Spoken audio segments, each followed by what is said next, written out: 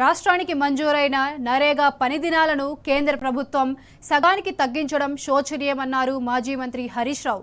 గత ఏడాది 12.22 కోట్ల పని దినాలు మంజూరు చేయగా ఈ సంవత్సరం కేవలం 6.5 కోట్ల పని దినాలకే పరిమితం చేసిందన్నారు.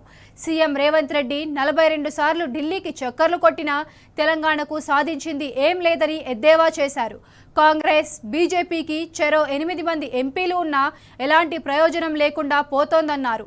తెలంగాణకు జరిగే నష్టంపై ఎంపీలు నోరు మెదకపోవడం దుర్మార్గమన్నారు.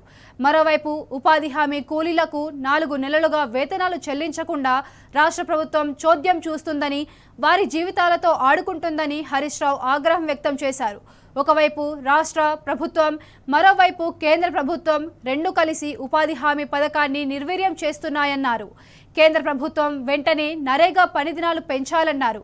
రాష్ట్ర ప్రభుత్వం వెంటనే 4 నెలల వేతనాలు చెల్లించాలని డిమాండ్ చేశారు.